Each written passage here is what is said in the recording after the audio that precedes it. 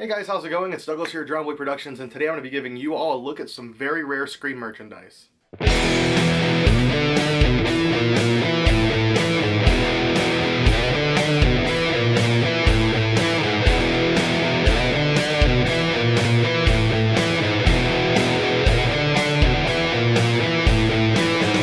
So today's video is going to be featuring some rare Scream merchandise that I felt really didn't deserve a video of its own. Any one item really didn't deserve a video of its own, but together I think this will make a nice little video, so let's go ahead and get right into it.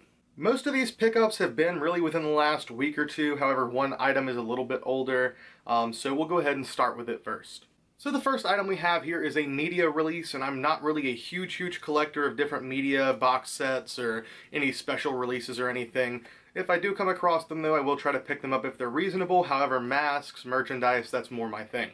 And this is a piece I didn't even pick up myself. This was a gift from a friend of mine, so let's go ahead and show you guys what we got here. So what we have is the Scream 4 limited edition collector's set Swedish release with the DVD and Blu-ray combo pack, and it also comes with a mask. So, on one side here, as you can see, special edition of the Blu-ray DVD combo pack on one side.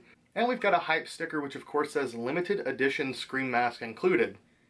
Yeah, you could say limited for sure. On the side, of course, just the standard Scream 4 font, and then on the other side we have the mask itself. Now, if this looks familiar to some of you guys, it might be. As far as I know, this was just a Swedish release, or this was a very limited release. Looking at the bottom, I know this is Swedish for sure, just by, obviously, the text on the bottom, as well as what types of subtitles it contains. So at a first glance, this would look to be an official real release, and I'm not sure if it really was an official release or not, but it was released through Scanbox. Not Scambox, but Scanbox. And why that scan thing matters is because the mask here, the limited edition mask, I could be wrong, but I'm pretty sure it's a bootleg and not an official Funworld piece whatsoever.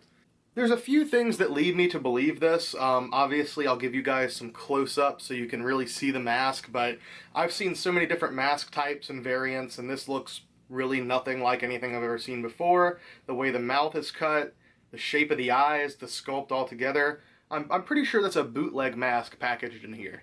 So I'm not sure if this was really like a official release or not, but it appears to just, if nothing, be a very strange Swedish release. So it makes for a nice piece in the collection, and as I mentioned, I didn't buy this. This was a gift from my friend Art and Adam. If you guys don't know who Adam is, go check out his stuff. I'll be putting his stuff on screen as well as in the description below. He makes some really incredible art pieces, and also, of course, nice guy. Sent me one of these absolutely free of charge, and of course it'll make another nice piece in the Scream collection. And next up is the next thing that I received. We have this lovely pair of mugs. There's not a whole lot to talk about whenever it comes to these. They're just rare promotional mugs. However, I did get these as a pair, which is very rare. These are pretty hard to find. In fact, I've seen the Scream 2 one before. Of course, has the Scream 2 font on one side. You've got the Ghostface icon there on the other side. And this one actually does have the Funworld font, so this is when Funworld really cared. This is the original Scream font on one side, and of course has Ghostface on the other. The interesting thing about them is that they're kind of reversed, obviously. If you put them in the same direction, the fonts are on opposite sides. Very interesting pieces. Like I said, I've never owned either of these before. I've seen the Scream 2 before, but never the Scream 1. And found these as a pair for pretty cheap. I had to pick them up for the collection, of course. And I'll never get any use out of them because I don't really drink coffee that much. However, like, how 90s can you get? Promoting your movie on coffee mugs? You don't really see stuff like that much these days. So a nice little piece of nostalgia, if nothing. Alright, the next item we have here is an action figure of sorts, or really, I guess, rather a statue.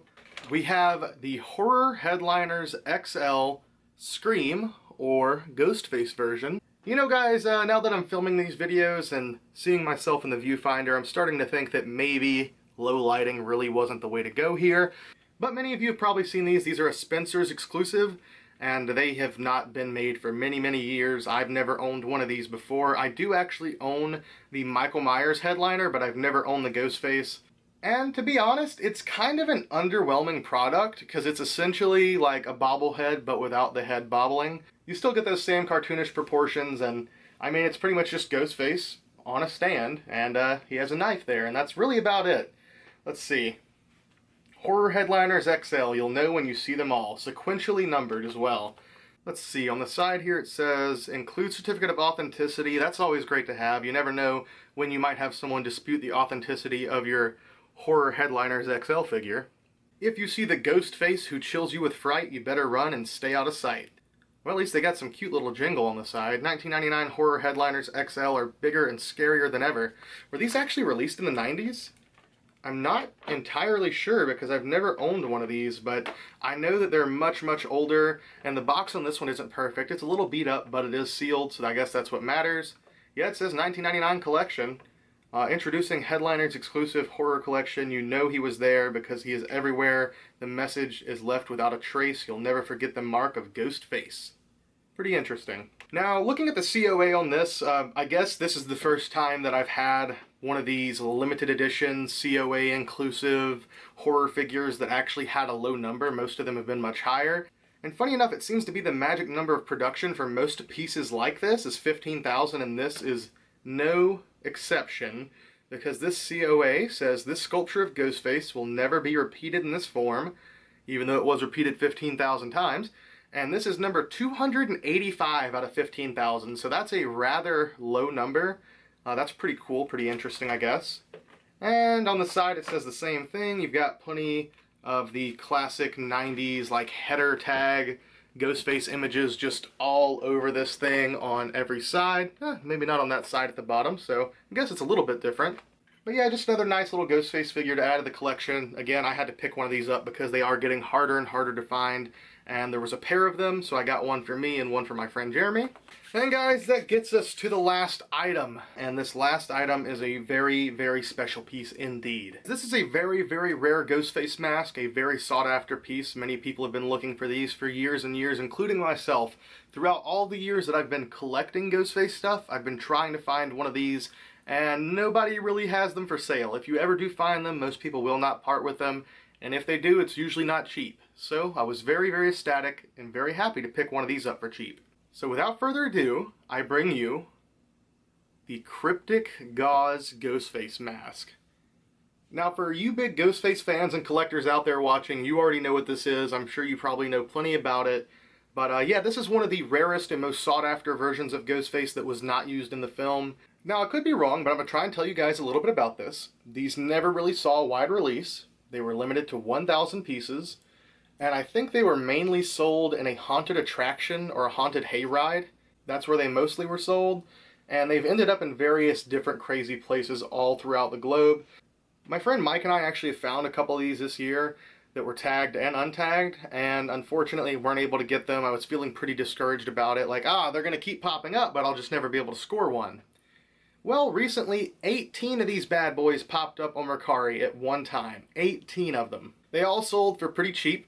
All of them for $20 a piece, plus shipping or less. I wanted to grab a few of these for some friends to help them out, but unfortunately I was only able to grab one. And out of the one I did grab, the lady actually folded the tag in half almost. It's not nearly as damaged now because it's been hanging up, but there's still some creases in the tag for sure from where she folded it in half to ship it. I don't really know why she did. It was completely unnecessary, but I can't really complain too much. I mean, $26 shipped for one of these is absolutely crazy. Some of them on eBay have been reaching prices of upwards of $300, which is not really a realistic representation of the value, I feel. It's still a really, really nice mask, plus it's a Cryptic Gauze tagged for $26 shipped. The only other real complaint I have is the misleading tag. While this has one of the coolest and nicest looking Ghostface style tags ever, of course with that really, really awesome photo of the Cryptic Gauze Ghostface on the side, it also has a little error, and I mean a big error, right there. See that? It says glow in the dark. This is what most fans know as the glow star, which is meant to represent any masks that glow in the dark. This is not one of those masks actually. It does not glow at all. I've put it under black light, I've taken it and just put it in the light and then turn the lights off. No glow whatsoever, and as far as I know, none of them glow. I could be wrong on that. If anybody out there has a glowing Cryptic Gauze, please prove me wrong. But at least the one that I've had hands on and the one that I've seen, which is this one, does not glow. There's really not a whole lot more special about these other than the very, very limited availability of them. If you look at the front of the shroud, I can't really show you guys in low lighting, but you'll see in the video afterwards, There's a lot of airbrushing that's been done to the shrouds to give it kind of a gray tint as well as a yellowish green, just nasty looking tint. And of course, it's got the creepy cloth, or the cryptic gauze as they say, which is pretty much just dirty, dirty gauze here that's sewn into the shroud. It's very fragile, so this thing will only be for display. So with the addition of this to the collection, it's turned out to be a pretty crazy year. First, the tagged pink Fantastic for basically $5, $12 if you want to count the price for the whole lot, and then one of these for $26. So I can't really complain too much this season. Hopefully though, the scores will keep rolling in. You guys will just have to stay tuned to find out. But I think that about does it for this video. Like I said, nothing too crazy, just a few pieces that I've added to the collection recently. Again, hope you guys enjoyed it. Love you all. Hope you're enjoying this October, and hope everybody has a happy, heavy Halloween. I'll give you guys some close-ups, and I'll see you next time.